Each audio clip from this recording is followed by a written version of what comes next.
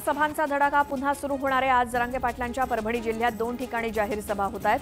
सेलू इथल्या नूतन कॉलेजच्या मैदानात पहिली सभा आणि जरांगेंचं सेलू इथे आगमन होताच त्यांच्यावर 50 जेसीबींमधून पुष्पवृष्टी केली जाणार आहे। त्यानंतर सोनपेठ इथल्या मैदानावरती देखील सभा होईल।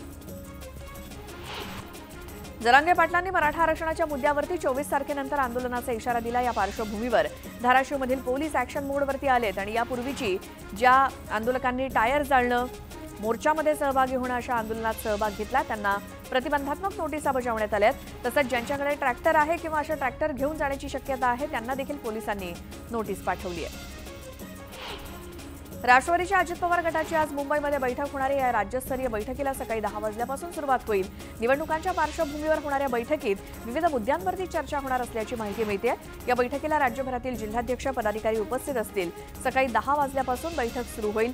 संध्याकाळपर्यंत कार्यकर्ते, जिल्हाध्यक्ष आणि पदाधिकाऱ्यांना मार्गदर्शन केलं जाईल। राज्यातील शेतकऱ्यांच्या व्यथा जाणून घेण्यासाठी शिवसेनेच्या शिंदे गटाने आध्यात्मिक संप्रदायाला संघटित करण्यासाठी धर्मवीर आध्यात्मिक सेनेची स्थापना केली। या संघटनेच्या वतीने 25 डिसेंबरपासून राज्यात भक्तिशक्ती संवाद यात्रा आयोजित करण्यात आली आणि पुढील वर्षी 28 फेब्रुवारीपर्यंत ही आध्यात्मिक यात्रा चालणार आहे। पश्चिम आणि उत्तर महाराष्ट्र, कोकण, मराठवाडा आणि विदर्भात।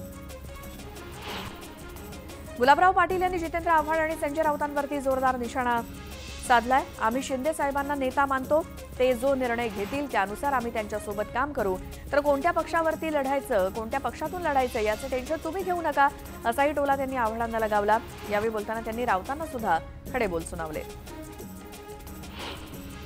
जळगाव लोकसभेच्या जागेवर शिवसेना शिंदे गटाचे जिल्हाप्रमुख निलेश पाटील यांनी दावा केल्यानंतर त्यांना अतिउत्साही कार्यकर्ता म्हणत भाजप आमदार सुरेश भोळे यांनी उत्तर दिलं होतं आणि त्याला आता पुन्हा निलेश पाटलांनी प्रत्युत्तर दिलं। आमदार भोळेंची आमदारकी तरी शाबूत राहील का, त्यांना आमदारकीसाठी पुन्हा तिकीट तरी मिळेल का, असा टोला लगावला। धाराशिवमध्ये मराठा समाज आरक्षण मिळावं म्हणून आंदोलन करतोय, तर ओबीसी समाज सुद्धा आंदोलन करतोय आणि राज्य पातळीवरती जनगणनेची मागणी पूर्ण होत नसल्यामुळे छावा संघटनेनं प्रशासनाला निवेदन दिलं। जरांगे पाटलांच्या आंदोलनाला आणि भूमिकेला पाठिंबा देण्यासाठी धाराशिव शहरामध्ये वैजनाथ सुरवसे या तरुणानं आमरण उपोषण सुरू केलं। जरांगे पाटील मराठा समाजाला योग्य दिशा देत आहेत, पण सरकार त्यांच्या मागणीकडे दुर्लक्ष करते, त्यांची भूमिका योग्य असल्याचं म्हणत तरुणानं उपोषण सुरू केल्याचं म्हटलं। खामगाव नगरपालिकेकडून शहरात लागलेले अवैध बॅनर जप्त करण्याची कारवाई सुरू करण्यात आली। शहराच्या प्रमुख मार्गावरती अनेक बॅनर हे अवैधरित्या लावण्यात आले होते, त्यामध्ये अनेक पुढाऱ्यांच्या शुभेच्छा बॅनरचा देखील समावेश आहे। सार्वजनिक ठिकाणी बॅनर लावण्या अगोदर पालिकेची परवानगी घ्यावी लागते, मात्र अवैधरित्या बॅनर लावण्यात आल्यानं पालिका ॲक्शन मोडवर आली आहे। धाराशिव जिल्ह्याची पाणी पातळी खालावली आहे, तसंच तब्बल 2.25 मीटरनं पाणी पातळी कमी झाल्यामुळे धाराशिव तालुका, तुळजापूर, लोहारा या 3 तालुक्यात ही पाणी पातळी खालावली। यंदा धाराशिव जिल्ह्यात पाऊस कमी झाल्यानं भूजल सर्वेक्षण पाणी पातळी तपासण्याची मोहीम हाती घेतली होती आणि हिवाळ्यातच पाणी पातळी इतकी खालावल्यानं जिल्ह्याला पाणी टंचाईचे चटके पुढच्या काळात मोठ्या प्रमाणात बसू शकतात। चांदवडमध्ये अवकाळी पावसाचा फटका आता पिकांवरती बसत असल्याचं दिसतंय। सुरुवातीला दुष्काळ आणि त्यानंतर झालेला अवकाळी पाऊस आणि गारपीट असं बदलतं वातावरण आणि हवामानाचा फटका द्राक्षापाठोपाठ डाळिंब बागांना देखील बसलाय, त्यामुळे शेतकरी चांगलाच हवालदिल झालाय। जालना जिल्ह्यातल्या पानेवाडी बाजारात भर दिवसा एका तरुणावरती गोळीबार झाला।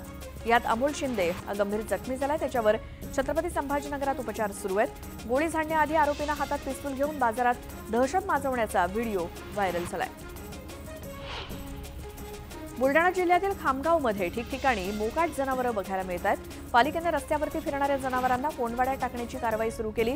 जनावरांना निर्दयीपणे गाडीमध्ये कोंबून नेलं जातंय, त्यात अनेक जनावरं जखमी झाली आहेत। नगरपालिकेच्या कारवाईबद्दल प्राणीप्रेमींनी नाराजी व्यक्त केली। जळगाव जिल्ह्यातील यावल वनपरिक्षेत्रामध्ये असलेल्या रावेर तालुक्यातील पालघाटात बिबट्याचा मुक्त संचार दिसला। वनविभागाच्या वतीनं नियमित गस्त सुरू आहे। पालघाटातून वाहन चालवताना चालकांनी दक्षता घेण्याचं आवाहन वनविभागाच्या वतीनं करण्यात आलंय।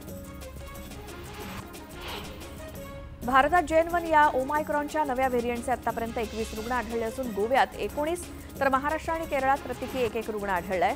जागतिक आरोग्य संघटनेनं JN1 हा विषाणू घातक नसल्याचं म्हटलं असलं तरी केंद्र सरकारच्या सूचनेनुसार राज्याच्या आरोग्य विभागानं रुग्णालयांमध्ये कोरोना विषयक मॉक ड्रिल घेण्यात आले। प्राधिकरणानं वैयक्तिक करारनामा दिल्याशिवाय झोपडी जमीनदोस्त करण्यावरती निर्बंध आणण्यात आलेत.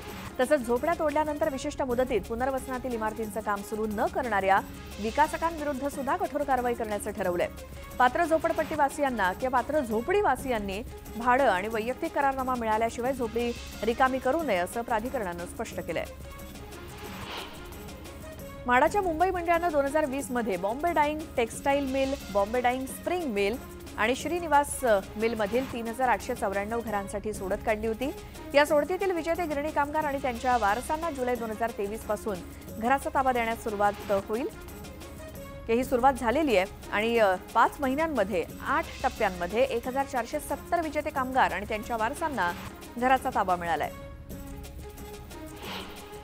प्रधानमंत्री पोषण शक्ती निर्माण योजनेअंतर्गत राज्यातील विद्यार्थ्यांना अंडी देण्याचा निर्णय शालेय शिक्षण विभागानं घेतलाय. त्यात प्रति अंडी 5 रुपये दर निश्चित करण्यात आला होता. मात्र आता या निर्णयात बदल करण्यात आला असून NECCच्या संकेतस्थळावरती प्रदर्शित होणाऱ्या मासिक सरासरी दरानुसार अंड्याचे दर निश्चित करण्याचा निर्णय घेण्यात आलाय. पालिका प्रशासनानं मुंबईला अतिक्रमण मुक्त करण्याचा निर्णय घेतला. या पार्श्वभूमीवर पालिकेतील सर्व यंत्रणांनी समन्वय साधून तत्काळ अनधिकृत बांधकामं जमीनदोस्त करावीत असे आदेश अतिरिक्त महानगरपालिका आयुक्त अश्विनी जोशी यांनी दिलेत.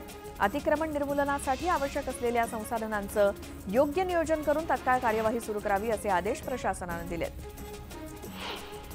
देशभरात 1,62,000 गुन्हे दाखल झालेत. मुलामुलींवरील अत्याचाराच्या गुन्ह्यात 8.7% वाढ झाली असून देशात महाराष्ट्राचा प्रथम क्रमांक आहे. दुसऱ्या स्थानावरती मध्य प्रदेश आहे. ही माहिती राष्ट्रीय गुन्हे नोंदणी अहवालातून समोर आली आहे. महाराष्ट्रात अल्पवयीन मुलांवरील अत्याचाराच्या घटनांमध्ये सर्वाधिक वाढ झाली आणि अत्याचाराच्या घटनात देशभरात महाराष्ट्र पहिल्या स्थानावर आहे. महाराष्ट्रात 20,762 गुन्हे दाखल झालेत. राज्य सरकारनं मद्यप्रेमींना मोठी आनंदाची बातमी दिली आहे. नाताळ आणि नवीन वर्षाच्या पार्श्वभूमीवर दारूची दुकानं, बार पहाटेपर्यंत सुरू ठेवण्यास राज्य गृह विभागानं परवानगी दिली. त्यामुळे मद्यप्रेमींना नाताळ आणि नवीन वर्षाचं स्वागत जल्लोषात करता येणार आहे. राज्य सरकारनं 24, 25 आणि 31 डिसेंबर रोजी मद्य विक्रीची दुकानं, परमिट रूम पहाटे 5 वाजेपर्यंत खुली ठेवण्यास परवानगी दिली आहे. आधार कार्ड बनवणाऱ्यांना पासपोर्टप्रमाणेच पडताळणी प्रक्रियेतून जावं लागणार आहे. मिळालेल्या माहितीनुसार सरकार आधार कार्डच्या नियमात बदल करणार आहे. त्यानुसार अशा लोकांची पडताळणी UIDAI कडून नव्हे तर राज्य सरकार करणार आहे आणि ही प्रक्रिया पूर्ण करण्यासाठी राज्य सरकारकडून अधिकाऱ्यांची नियुक्ती केली जाणार आहे. केंद्र सरकारनं पॅन कार्ड आणि आधार कार्ड लिंक करण्यास दिरंगाई करणाऱ्यांकडून दंड वसुली मोहीम सुरू केली आहे. दंडात्मक रकमेनं सरकारच्या तिजोरीत भर पडली आणि दिलेल्या मुदतीनंतर आधार आणि पॅन कार्ड लिंक करणाऱ्यांकडून 1,000 रुपयांचा दंड घेतला जातोय. आतापर्यंत नागरिकांकडून 2,125 कोटींचा दंड वसूल करण्यात आलाय. केंद्र सरकारकडून संसदेत ही माहिती देण्यात आली. पालघरमध्ये दिवसेंदिवस वाढत चाललेल्या गुन्हेगारीला आळा घालण्यासाठी आता पोलीस प्रशासनाकडून मनाई आदेश जारी करण्यात आलाय. बोईसर, तारापूर औद्योगिक क्षेत्रातील ग्रामपंचायतींसह काही ग्रामीण भागातील ग्रामपंचायतीमध्ये राहणाऱ्या भाडेकरूंबद्दल पोलीस प्रशासनाला माहिती देणं घरमालकांना बंधनकारक करण्यात आलंय. मनोज जरांगे पाटलांची 23 डिसेंबरला बीड शहरामध्ये पाटील मैदानावरती इशारा सभा होणार आहे. सभेच्या स्थळावरती तब्बल 11,000 झेंडे आणि इतर ठिकाणी 10,000 तसंच 21,000 झेंडे एकूण लावण्यात आलेत अशी माहिती संयोजकांनी दिली. जरांगे पाटील यांच्या इशारा सभेची बीडमध्ये तयारी अंतिम टप्प्यात आली आणि सभास्थळ आणि बीड शहरामध्ये जागोजागी फ्लेक्स, बॅनर्स आणि झेंड्यांनी शहर गजबजून गेले. साताऱ्यातील जिल्हा परिषद मैदानावरती इंडस्ट्रियल एक्स्पो 2023चं उद्घाटन पालकमंत्री शंभूराज देसाई आणि आमदार शिवेंद्रराजे भोसले यांच्या उपस्थितीत पार पडलं. यावेळी एक्स्पोमध्ये असलेल्या इंडस्ट्रियल स्टॉलची पाहणी करून त्यांनी माहिती घेतली. या पाहणी दरम्यान एका स्टॉलवरती ट्रॅक्टरची पाहणी करत असताना मंत्री शंभूराज देसाई स्वतः ड्रायव्हर सीटवरती बसून स्टेअरिंग हाती घेतलं आणि भाजपचे आमदार शिवेंद्रराजे भोसले यांनी बाजूला असलेल्या सीटवरती बसवलं. देशामध्ये सध्या JN1 हा कोरोनाचा नवा व्हेरियंट आढळलाय. या पार्श्वभूमीवर मुख्यमंत्री एकनाथ शिंदेंनी आरोग्य यंत्रणा तसंच जिल्हाधिकारी यांची बैठक घेतली. राज्यभरातील आरोग्य संस्थांचं स्ट्रक्चरल, इलेक्ट्रिक आणि फायर ऑडिट करण्यात यावं. त्याचसोबत रुग्णालयांमध्ये विलगीकरण आणि ऑक्सिजन बेड्स यांची यंत्रणा सज्ज ठेवावी. नागरिकांनी घाबरून न जाता कोरोना प्रतिबंधात्मक सूचनांचं पालन करावं. राज्यभरातील यंत्रणा सज्ज असल्याची ग्वाही मुख्यमंत्री शिंदेंनी दिली. आमदार रोहित पवार यांनी देखील जिल्हा न्यायालय पद भरतीबाबत ट्विट केले. वेबसाईट सर्व्हर डाऊन असल्यानं हजारो विद्यार्थ्यांना फॉर्म भरता आलेले नाहीत. परीक्षा घेणाऱ्या एजन्सीनं आणि शासनानं विद्यार्थ्यांचं होणारं नुकसान लक्षात घेऊन अर्ज करण्यास मुदत वाढवून द्यावी अशी मागणी रोहित पवारांनी केली. आम्ही पक्ष फोडत नाही, पण भाजपचा दुपट्टा जर कोणी घालायला तयार असेल तर आम्ही त्यांचं स्वागत करू, असं वक्तव्य भाजपचे प्रदेशाध्यक्ष चंद्रशेखर बावनकुळे यांनी केलं. तसंच आगामी निवडणुकीत मोदी नावाचं मोठं वादळ येणार आहे आणि या वादळात सगळं साफ होणार आहे, असा इशारा बावनकुळे यांनी दिला. आमदार सत्यजित तांबे यांना युट्यूबचं सिल्वर बटन मिळालंय. अर्थसाक्षरता आणि राजकारणातील साक्षरता, लोकसहभाग अशा विविध विषयांवरती ते त्यांच्या युट्यूब चॅनलवरती अभ्यासू मतं मांडतात आणि त्यामुळे त्यांना सिल्वर बटन मिळालं असून ते सिल्वर बटन मिळवणारे सर्वात युवा आमदार ठरले.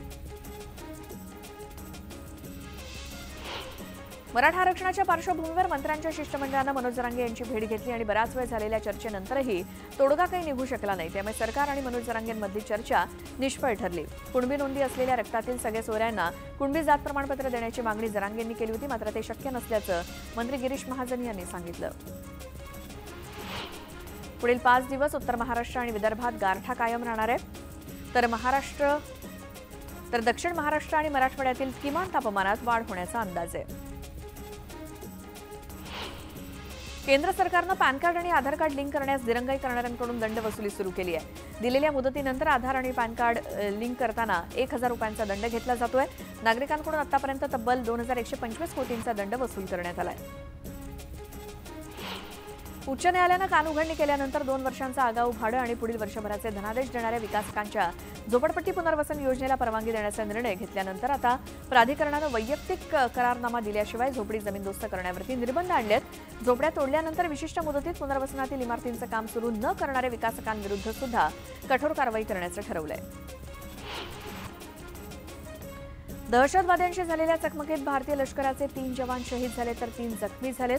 20 डिसेंबरच्या रात्रीपासून राजौरी येथील थानामंडीच्या डेरा लेनमध्ये ऑपरेशन सुरू होतं आणि दुपारी पावणे 4 वाजता लष्कराच्या 2 गाड्या जवानांना ऑपरेशन एरियामध्ये घेऊन जात असताना दहशतवाद्यांनी त्यावरती गोळीबार केला. दूध दरासाठी पुण्याच्या इंदापूर तहसील कार्यालयासमोर शिवधर्म फाउंडेशनच्या वतीनं उपोषण करण्यात आलं होतं. दरम्यान आता सरकारकडून दुधाला प्रति लिटरला 5 रुपये अनुदान जाहीर करण्यात आल्यानं शिवधर्म फाउंडेशनच्या दीपक काटे यांना दुधानं अंघोळ घालून दूध उत्पादकांनी जल्लोष केला. जळगावातील धरणगाव तालुक्यातील साखरे गावात 2 दिवसांपूर्वी शॉर्ट सर्किटनं लागलेल्या आगीत 4 घरं जळून खाक झाली होती आणि या नुकसानग्रस्त घरांची मंत्री गुलाबराव पाटील यांनी पाहणी केली आणि यावेळी त्यांनी नुकसानग्रस्त कुटुंबियांना गृहोपयोगी साहित्याचं वाटप केलं. शासनाकडे पाठपुरावा करून नुकसान झालेल्या नागरिकांना घरकुल मंजूर करून देण्याचं आश्वासन गुलाबराव पाटील यांनी दिलं. बुलडाणा जिल्ह्यातील खामगाव इथल्या उपविभागीय कार्यालयावरती राष्ट्रीय ओबीसी महासंघानं मोर्चा काढला. राज्यघटनेनुसार ओबीसींना मिळालेलं आरक्षण अबाधित ठेवावं, ओबीसींची जातनिहाय जनगणना करावी, तसंच मराठा समाजाचा ओबीसीमध्ये समावेश करू नये अशा मागण्या यावेळी करण्यात आल्या. उपराष्ट्रपतींच्या मिमिक्रीच्या मुद्द्यावरून राहुल गांधींना लक्ष्य करण्यात आलंय. उल्हासनगरमध्ये भाजपच्या वतीनं राहुल गांधींविरोधात आंदोलन करण्यात आलं. या प्रकरणी राहुल गांधींनी उपराष्ट्रपतींची माफी मागावी अशी मागणी करण्यात आली.